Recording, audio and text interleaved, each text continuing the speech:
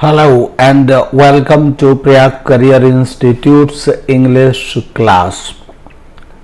यह video competitive English के लिए है और इस वीडियो में आज का टॉपिक है past tense, simple past tense.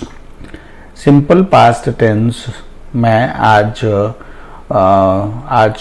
का टॉपिक पास्ट टेंस से शुरू हो रहा है और पास्ट टेंस के टॉपिक में आज का टॉपिक है सिंपल पास्ट टेंस। तो पास्ट टेंस चार प्रकार के होते हैं, जैसा कि पहले बताया जा चुका है। Simple past, past progressive, past perfect and past perfect progressive. तो आज का टॉपिक है सिंपल पास्ट। इसकी जो फॉर्म होती है सिंपल पास्ट टेंस की फॉर्म जो होती है that is the simple past form. Here the simple past form of irregular verb is verb plus D और ईडी। इरेगुलर वर्ब मतलब रेगुलर वर्ब वे होती है जिनमें डी और ईडी जिनके लास्ट में सेकंड और थर्ड फॉर्म बनाने के लिए यूज किया जाता है। तो अगर रेगुलर वर्ब पास्ट टेंस में यूज की जाती है तो उसका जो फॉर्म होती है that is the simple past form of regular verb is verb plus D और ईडी। यानी कि अगर सेकंड वर्ब सब्जेक्ट के साथ second form of the verb को यानी डी और ईडी वाली फॉर्म को लिख देते हैं तो that becomes simple past tense. As for love की लव्ड हो जाएगी, यहाँ पर लिखी नहीं है लेकिन लव की लव्ड हो जाएगी। जैसे वर्क की वर्कड हो जाएगी और पुल की पुल्ड हो जाएगी, वैसे ही यहाँ लव की लव्ड हो जाएगी, लिखी नहीं है लेकिन लव की लव्ड हो जाएगी। नेक्स्ट हमारा पॉइंट है The simple past of irregular verb is formed in irregular ways। जो verbs irregular होती हैं यानी जिनका सेकंड और थर्ड फॉर्म डी और ईडी जोड़ करके या ऐड करके लास्ट में नहीं बनाया जाता है, उनका जो पास्ट टेंस होता है वो इरेगुलर वे में ही उनकी फॉर्म्स बनती हैं। यह है जैसे गो की सेकंड फॉर्म होती है वेंट, ड्रॉ की सेकंड फॉर्म होती है ड्रू और गिव की सेकंड फॉर्म होती है गेव। तो ये वर्ब्स इरेगुलर वर्ब्स है क्योंकि इनकी जो फॉर्म्स हैं वो डी और ईडी की फॉर्म में नहीं बनती हैं, तो इसलिए ये इरेगुलर वर्ब्स हैं और इनकी जो फॉर्म्स है वो इरेगुलर वे में ही बनेंगी। जैसा कि गो का वेंट अभी पढ़ा था, ड्रॉ का ड्रू, गिव का गेव होता है। The simple past of have is had, यानी कि अगर सिंपल पास्ट हैव का सिंपल पास्ट बनाएंगे आप तो वो क्या हो जाएगा, सिंपल पास्ट उसका हैड हो जाएगा।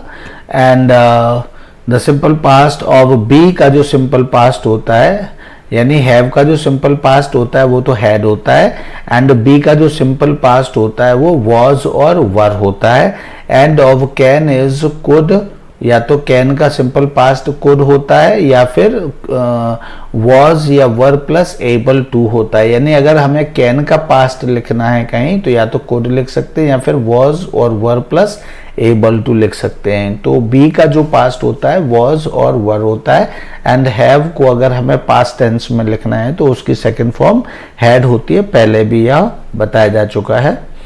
इसके बाद आपका note is there, except for the forms was were, all the simple past tense forms remain invariant no matter what the number person of the subject is। देखिए मैं इसको पढ़ करके इसलिए सुना रहा हूँ, इसमें मैं अपना एक्सपीरियंस कम लगा रहा हूँ और पढ़ करके ताकि आप इसको बार बार पढ़ करके और ठीक से समझ सकें, इसलिए मैं इनको पढ़ करके और हर चीज़ को यहाँ पर मैं एक अपनी भूमिका एक एक्सप्लेनर की समझ रहा हूँ और एक टीचर की कम समझ रहा हूँ। तो एक एक्सप्लेनर की तरह ही मैं इसको समझाने की और एक्सप्लेन करने की कोशिश कर रहा हूँ।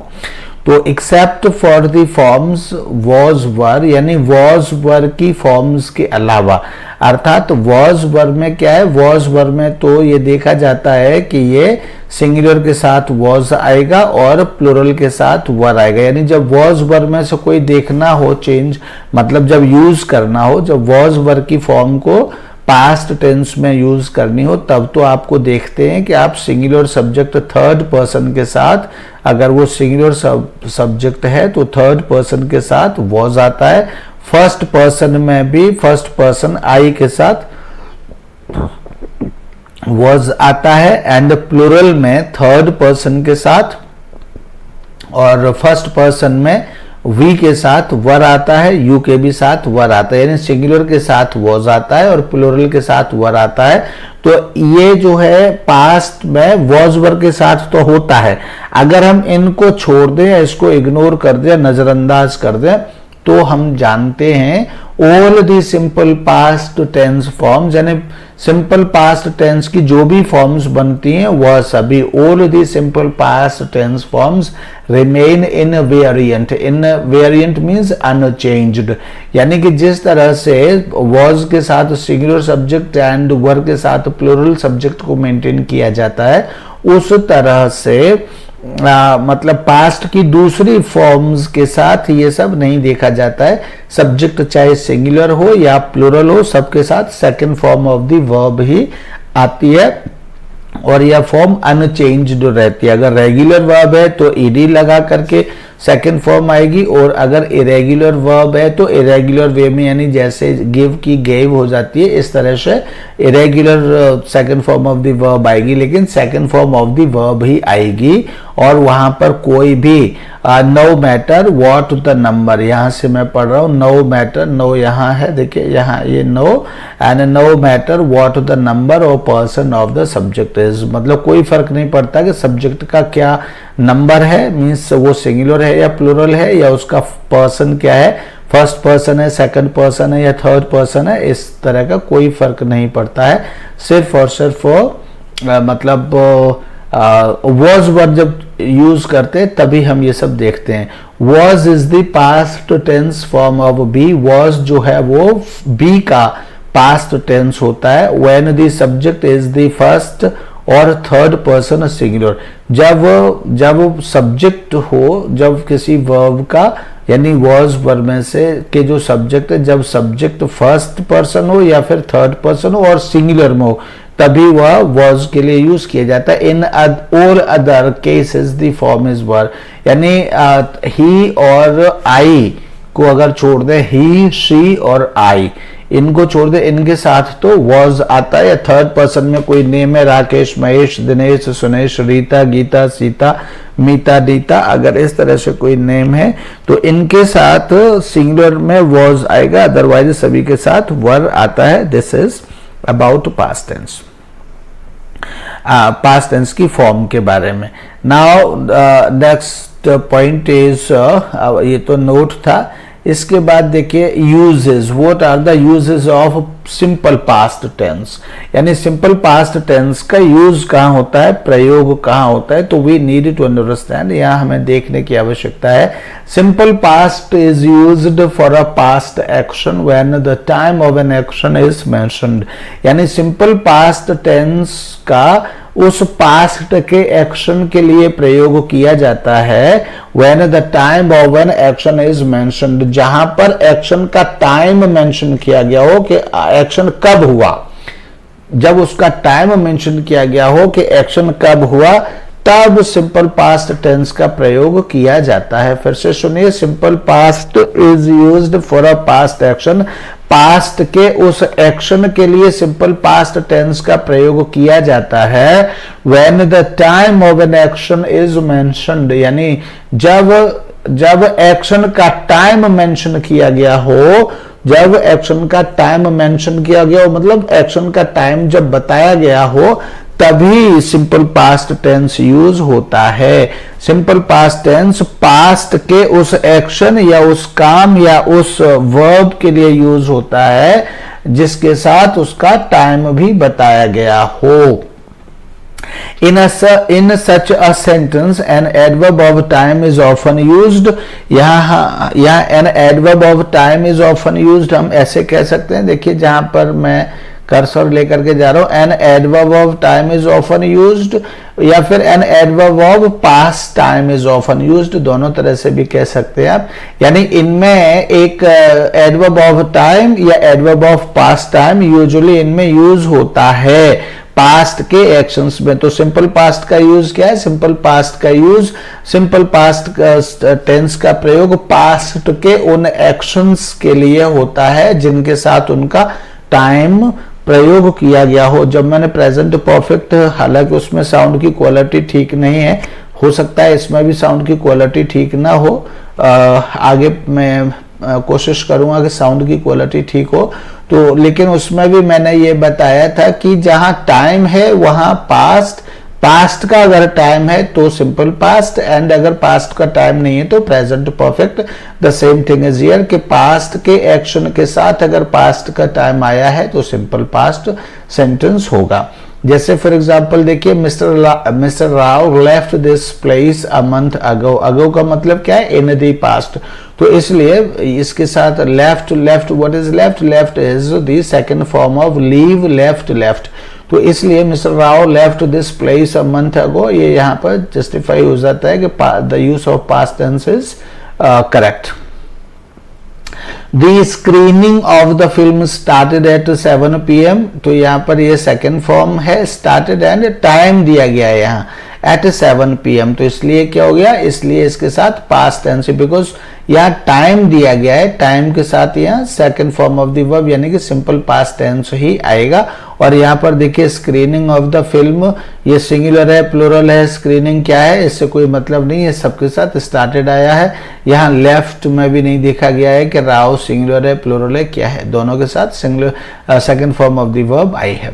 Note, simple past indicates completion of an action in the immediate और रिमोट पास्ट। यहाँ इसको आप ध्यान से समझिए, सिंपल पास्ट मतलब हमको बताता क्या है या क्या शो करता है। तो simple past indicates completion of an action, simple past किसी एक्शन के कंप्लीट होने के बारे में हमको इंडिकेट करता है, हमको मतलब हमको दिखाता है या सूचित करता है कि कोई घटना या कोई एक्शन पास्ट टाइम में इन द इमीडिएट मतलब तुरंत। जैसे अभी मैंने 5 मिनट पहले क्या कहा या 2 मिनट पहले क्या कहा या 2 घंटे पहले क्या कहा या 2 दिन पहले क्या कहा, ये सब इसको इमीडिएट पास्ट कहते हैं। या महीने 2 महीने पहले, मतलब जो जिस यूनिट में आप टाइम गिन रहे हैं उसमें जो नजदीकी समय है वो आपका इमीडिएट पास्ट है। और रिमोट पास्ट मतलब हिस्टोरिकल इवेंट्स हैं। आप रिमोट पास्ट में 1 लाख साल भी कह सकते हैं, 1000 साल भी कह सकते हैं, 1 साल भी कह सकते हैं। यानी अब वर्तमान से जितना दूर जाता चला जाएगा उतना वो रिमोट पास्ट हो जाएगा। रिमोट का मतलब होता है दूर का, एट अ डिस्टेंस। तो इसलिए रिमोट पास्ट और immediate means without wasting time, बिना टाइम को वेस्ट किए हुए जो भी तुरंत बात होती है उसको हम इमीडिएट कहते हैं। हम हिंदी में बोलते हैं do this work immediately means without wasting time. तो यहाँ एक तो इमीडिएट ये होता है कि वर्तमान के बाद फ्यूचर की तरफ, और एक होता है वर्तमान से पास्ट की तरफ यानी पीछे की तरफ। तो यहाँ इमीडिएट टाइम पीछे की तरफ है, पास्ट की ओर है, ना कि फ्यूचर की ओर है। तो इमीडिएट पास्ट यानी जो वर्तमान समय है उसमें ज्यादा से ज्यादा लगा हुआ और उसकी पहुंच में जो समय होता है उसको इमीडिएट पास्ट कहते हैं। तो दोनों को ही, इमीडिएट पास्ट को भी रिमोट पास्ट की घटनाओं के कंप्लीट होने की जानकारी सिंपल पास्ट टेंस हमको देता है, यह नोट बताता है। जैसे रमानी रिटर्न्ड यस्टरडे या रमनी रिटर्न्ड यस्टरडे, रमनी या रमानी दोनों तरह से इसको प्रोनाउंस कर सकते हैं। तो रिटर्न्ड यस्टरडे मतलब कल वापस आया या आई। तो रमानी रिटर्न्ड यस्टरडे, तो यहाँ क्या है, दिस इज व्हाट, यस्टरडे क्या है, यस्टरडे एक इमीडिएट पास्ट है। ठीक है। Newton saw an apple fall, तो Newton saw an apple fall क्या है, दिस इज रिमोट पास्ट यानी ये आज का पास्ट नहीं है, ये रिमोट पास्ट है। तो दोनों के लिए ही सिंपल पास्ट टेंस दोनों ही के लिए यूज किया जाता है और दोनों में ये बताता है कि उसने एक्टिविटी को पास्ट में कंप्लीट किया, यानी एक बार के एक्शन के कंप्लीट होने की जानकारी सिंपल पास्ट में दी जाती है। सिंपल पास्ट यही बताता है कि फला काम कंप्लीट हुआ था, पूरा हुआ था, यानी दैट वर्क, वो जो काम है जिसके बारे में बात कर रहे हो पूरा हुआ था। Past perfect is not used to indicate completion of a single action. देखिए पास्ट परफेक्ट, ये तो पास्ट परफेक्ट की जरूरत जब हम दो सेंटेंस एक साथ अलग अलग टेंस के बोलते हैं तब पास्ट परफेक्ट, यानी पास्ट में ही हम जब दो सेंटेंसेस पास्ट के एक साथ बोलते हैं तब पास्ट परफेक्ट की जरूरत पड़ती है। जब पास्ट परफेक्ट टेंस पढ़ेंगे तब हम इस विषय पर और बात करेंगे। तो फिलहाल तो यह है कि past perfect is not used to indicate completion of a single action. Single action के पूरे होने की जानकारी पास्ट परफेक्ट से नहीं दी जाती है, या पास्ट परफेक्ट का प्रयोग नहीं किया जाता है किसी सिंगल एक्शन के कंप्लीट होने की जानकारी देने के लिए। Even in the remote past, चाहे वो रिमोट पास्ट यानी दूर का पास्ट या गहरे अतीत की ही बात क्यों ना हो, बहुत पहले की बात क्यों ना हो, लेकिन कभी भी पास्ट परफेक्ट किसी एक्शन के कंप्लीट होने की जानकारी किसी पास्ट परफेक्ट सेंटेंस से नहीं दी जाती है, हमेशा simple present simple past tense से ही दी जाती है। सो वी डोंट से, हम इस तरह से नहीं कहते Columbus had discovered America and Newton had seen an apple fall, हम इस तरह से नहीं कहते हैं, बल्कि इसके उलट कोलंबस डिस्कवर्ड अमेरिका हम ऐसे कहते हैं, and Newton saw an apple fall हम इस तरह से कहते हैं। तो पास्ट की किसी भी घटना की ये कहने के लिए कि वह घटना पूरी हुई थी एंड उसमें कुछ भी शेष करना नहीं, कुछ भी और कुछ करना, उसको पूरा करने के लिए कुछ और करना शेष नहीं था, इसके लिए हम सिंपल पास्ट टेंस का यूज करते हैं। This is the today. And then second point is simple past is also used when the time of a past action is implied not expressed।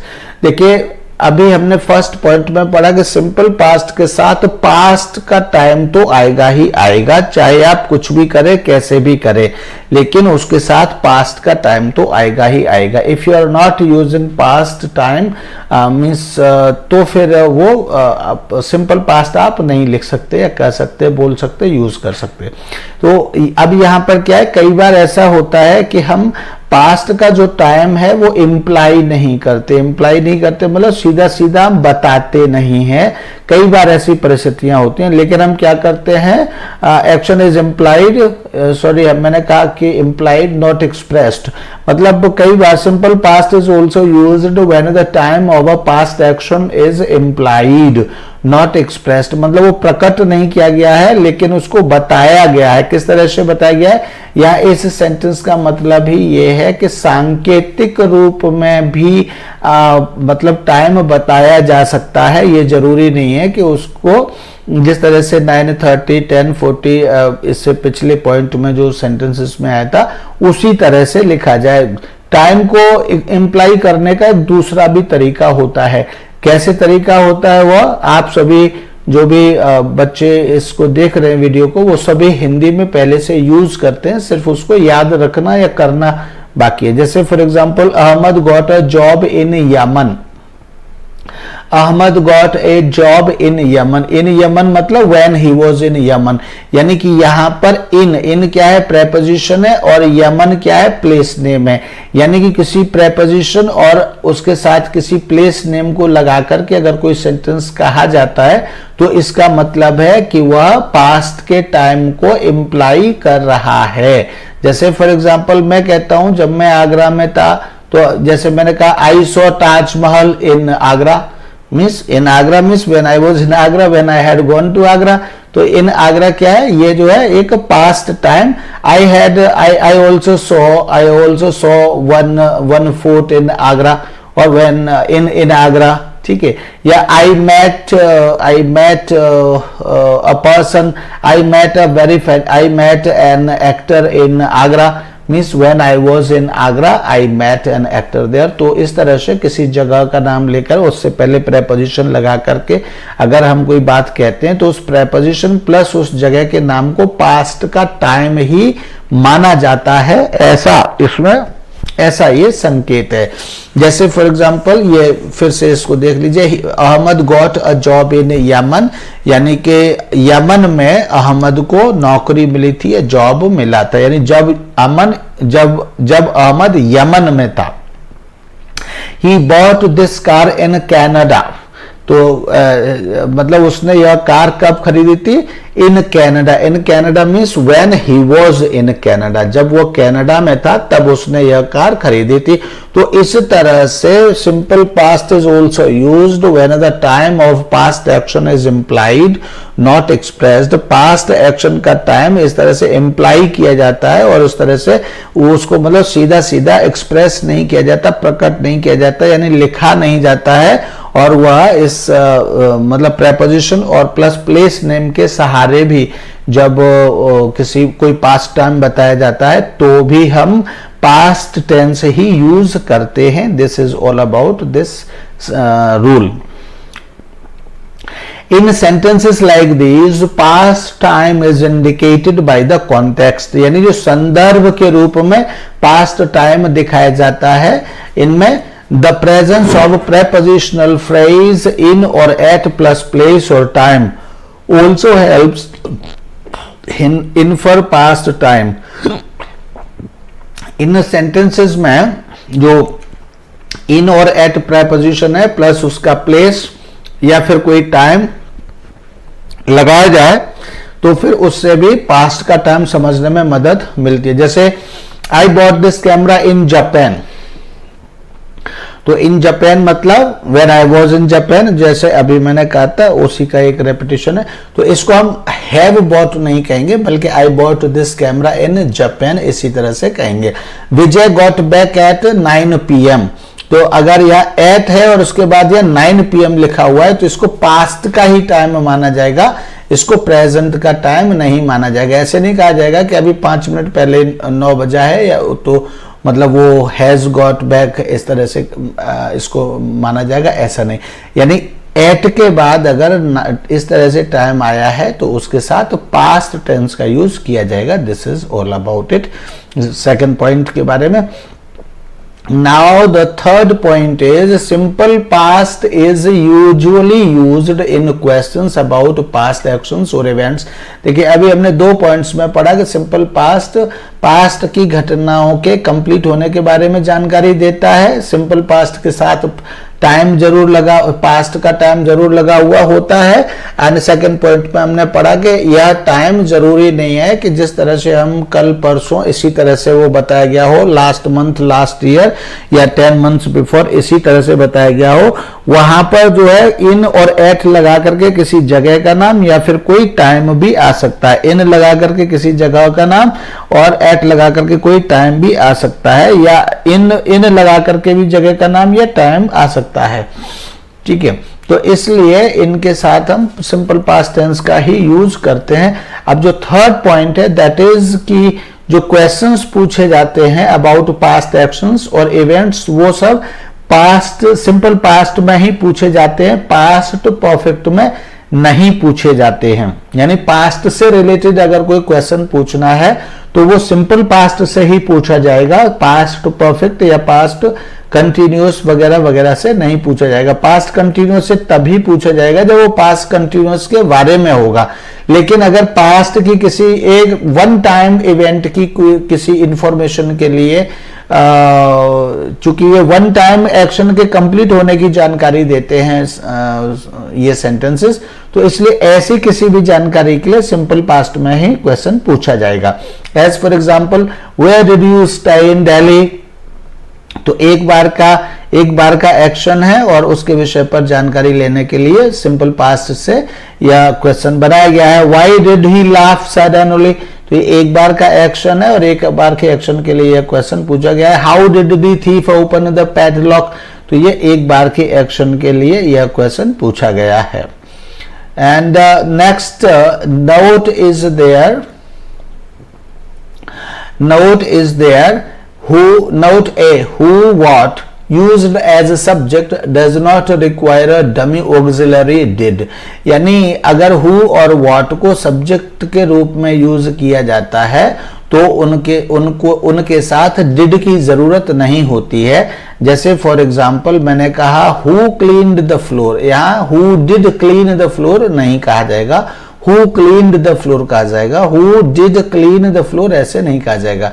इसी तरह से what happened there कहा जाएगा, not what did happen there इस तरह से नहीं कहा जाएगा। तो who और what जब सब्जेक्ट की तरह यूज किए जाते हैं तो इनको डमी ऑक्सिलरी did की आवश्यकता नहीं पड़ती है। Second B point is for the note to ask questions about a past action, simple past is used, we do not use the past perfect. अभी इससे भी पहले हमने यही पढ़ा कि पास्ट परफेक्ट से हम क्वेश्चंस नहीं पूछते हैं, सिंपल पास्ट से ही पूछते हैं। As for example where had you bought this camera ऐसे नहीं पूछते हैं, where did you buy this camera इस तरह से पूछते हैं। When had she passed the IAS examination ऐसे भी नहीं पूछते हैं, when did she pass the IAS examination इस प्रकार से ये क्वेश्चन हम पूछते हैं। वेल इसके बाद फिर नेक्स्ट पॉइंट है आपका, then next point is about simple past is often used in answer to questions in the present perfect form. यानी कि अगर फिर से सुनिए, simple past is often used in answer to questions in the present perfect form. अर्थात simple past is often used यानी simple past tense का बहुधा यानी अधिकतम रूप में प्रयोग किया जाता है इन आंसर उत्तर देने में टू क्वेश्चंस उन प्रश्नों के इन दी प्रेजेंट परफेक्ट फॉर्म। यानी जो क्वेश्चंस प्रेजेंट परफेक्ट फॉर्म में होते हैं उन क्वेश्चंस के भी आंसर देने के लिए सिंपल पास्ट टेंस का ही प्रयोग किया जाता है।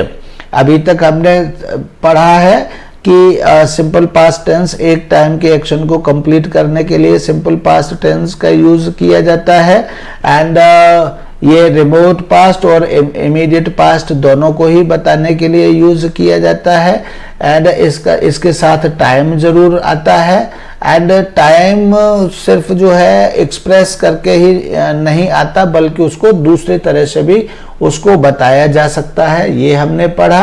एंड हमने उसके साथ ये पढ़ा कि इनको हमेशा एक टाइम के एक्शन के लिए ही यूज किया जाता है और एक टाइम के एक्शन के कंप्लीट होने के जानकारी के लिए यूज किया जाता है और सिर्फ उसके विषय में अगर कोई क्वेश्चन पूछना है तो सिंपल पास्ट से ही पूछा जाता है एंड उसके लिए पास्ट परफेक्ट यूज नहीं किया जाता है। लेकिन अब अगर हमको कोई आंसर देना है और कोई हमसे क्वेश्चन प्रेजेंट परफेक्ट से कोई क्वेश्चन पूछा गया है, जैसे have you completed your work, have you completed your degree, have you joined your company, have you started your business, have you eaten food, इस तरह से अगर हमसे कोई प्रेजेंट परफेक्ट में कोई क्वेश्चन पूछा जाता है तो उस क्वेश्चन का भी आंसर हम पास्ट इंडेफिनिट अर्थात सिंपल पास्ट में ही हम देते हैं। जैसे फॉर एग्जांपल यहाँ देखिए, have you heard the news, yes I have, तो इतना तो प्रेजेंट परफेक्ट में दिया जाएगा, yes I have, I heard it just an hour ago, I heard it just an hour ago. तो यहाँ जो आई heard it just an hour अगो यानी उसको जब डिटेल में हमने बताया या कहा तो डिटेल में हमने उसको सिंपल पास्ट टेंस में कहा और इसी तरह से ये आंसर दिया जाता है। या आई हैव हर्ड इस तरह से नहीं कहा जाएगा, या आई हैव यहाँ तक ठीक है एंड उसके बाद I heard it just an hour ago, तो I have heard an hour ago या जस्ट एन आवर अगो इस तरह से नहीं कहा जाएगा। ये क्वेश्चन प्रेजेंट परफेक्ट में पूछा गया है, have you heard the news, लेकिन इसका आंसर सिंपल पास्ट में ही दिया गया है और दिया जाएगा। Fifth point is simple past is often followed by past progressive. तो मतलब सिंपल पास्ट को जो है सिंपल पास्ट के बाद इज ऑफन फॉलोड मतलब सिंपल पास्ट को फॉलो किया जाता है पास्ट प्रोग्रेसिव के द्वारा, यानी सिंपल पास्ट के बाद यूजुअली पास्ट प्रोग्रेसिव टेंस आता है। जैसे for example the prime minister defended his government, ये सेंटेंस किस में है? सिंपल पास्ट टेंस में। The prime minister defended his government. अब इसके बाद he was replying to a no confidence motion. तो उसकी अगली जो सीरीज है कि कब उसने अपने गवर्नमेंट को डिफेंड किया या कैसे अपने गवर्नमेंट को डिफेंड किया, तो उसका कंटिन्यूएशन कैसे है? वो पास्ट प्रोग्रेस, मतलब किस समय उन्होंने अपने गवर्नमेंट को डिफेंड किया, तो उसका कंटिन्यूएशन बताने के लिए पास्ट प्रोग्रेसिव टेंस का यूज किया जा सकता है। He was replying to a no confidence motion, इस तरह से उसको मतलब उसके बाद उसको यूज किया जा सकता है, यानी सिंपल पास्ट के बाद पास्ट प्रोग्रेसिव को यूज किया जा सकता है। Sixth point is simple past is used to refer to a past habit. Notice that there is often an adverbial of frequency in such sentences. Simple past is, यहाँ पर मैं sixth point पढ़ रहा हूँ। सिंपल पास्ट इज यूज्ड, यानी कि simple past का प्रयोग किया जाता है to refer to a past habit, यानी किसी पास्ट की किसी हैबिट को रेफर करने के लिए, बताने के लिए, डिस्क्राइब करने के लिए, एक्सपोज करने के लिए यहाँ पर सिंपल पास्ट टेंस का यूज किया जाता है हैबिट्स के लिए, पास्ट की किसी हैबिट के लिए। यहाँ पर ये देखिए, notice that there is often an adverbial of frequency in such sentences. Notice का मतलब है कि ध्यान दीजिए या पॉइंट आउट करिए, यहाँ पर ये अपनी समझ में इसको फिक्स करिए कि ऐसे जो सेंटेंसेस जिनमें हैबिट बताई जाती है, इन सेंटेंसेस में एडवर्ब ऑफ फ्रीक्वेंसी जरूर आता है। जिन सेंटेंसेस में पास्ट की हैबिट बताई जाती है, उन सेंटेंसेस में एडवर्ब ऑफ फ्रीक्वेंसी जरूर आता है। एडवर्ब ऑफ फ्रीक्वेंसी का मतलब क्या होता है? एडवर्ब ऑफ फ्रीक्वेंसी होता है कोई काम आपने कितनी बार किया है इसकी जानकारी देने वाले शब्द। जैसे वह मेरे घर रोज आता है, या वह मेरे घर रोज आता था, तो रोज क्या है? इसमें एडवर्ब ऑफ फ्रीक्वेंसी है। मैंने कभी कभार ही मैं फिल्म देखता था बचपन में, तो कभी कभार क्या है? एडवर्ब ऑफ फ्रीक्वेंसी है। वह हमेशा रोता रहता है मैं हमेशा क्या है? एडवर्ब ऑफ फ्रीक्वेंसी है। इस तरह से Nirmala never came late for dance classes, यानी डांस क्लासेस के लिए निर्मला कभी भी लेट नहीं आई, तो यहाँ नेवर क्या है? एडवर्ब ऑफ फ्रीक्वेंसी है।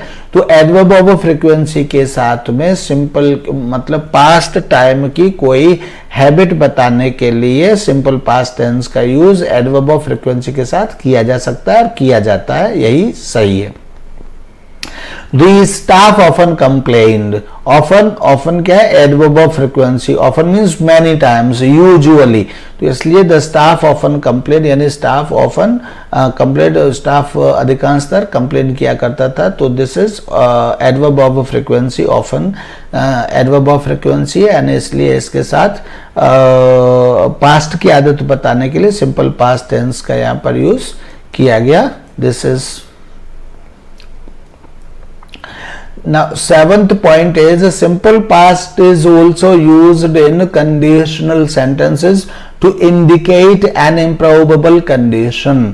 improbable condition का मतलब होता है ऐसी imaginative condition जो कि which is not probable। probable मतलब probable वो होती है जिसको हम कहते हैं कि शायद मतलब अनुमान लगाने को हम प्रोबेबल कहते हैं, और जो अनुमान से भी परे होती है उसको हम इम्प्रोबेबल कहते हैं, क्योंकि इम का मतलब होता है not.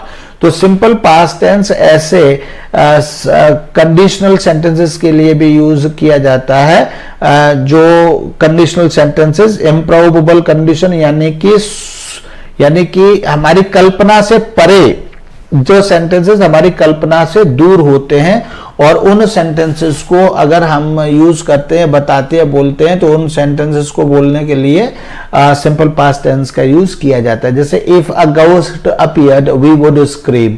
If a ghost appeared यानी कि गोस्ट के आने की कोई कल्पना नहीं है और वो होगा भी नहीं, तो ये कल्पना के परे की बात है, लेकिन हम सिर्फ कल्पना कर रहे हैं कि अगर अपीयर यानी अगर आ गया, दिखाई दे गया, तो वी वुड स्क्रीम, तो हम क्या करेंगे? हम चिल्लाएंगे। हालांकि उसके पूरा होने की उम्मीद नहीं है इस एक्शन के, लेकिन हम अनुमान लगा रहे हैं कि मतलब हम सिर्फ कल्पना कर रहे हैं, तो ये सिर्फ कल्पना में है, इसके पूरा होने की कोई संभावना नहीं है। इसी तरह से I wish I knew typing. I wish का मतलब यहाँ काश के लिए यूज किया जाता है, काश आई न्यू टाइपिंग, यानी काश में टाइपिंग जानता। I wish I knew you, I wish I saw you, काश में आपको देखता। I wish I heard you, काश में आपको सुनता। तो इस तरह के जो इम्प्रोबेबल कंडीशन वाले सेंटेंसेस है उनके लिए भी हम सिंपल पास्ट टेंस का यूज करते हैं। Simple past here indicates future time not past time. ऐसी काश में यह जानता, काश में उस पत्र को पढ़ता, काश में वह फिल्म देखता। तो यहां पर ये जो सिंपल पास्ट टेंस इस तरह के जो सेंटेंसेस बोलते हैं, इन सेंटेंसेस में ये जो सिंपल पास्ट में जो सेंटेंसेस बोलते हैं ये सेंटेंसेस फ्यूचर टाइम को दिखाने के लिए होते हैं।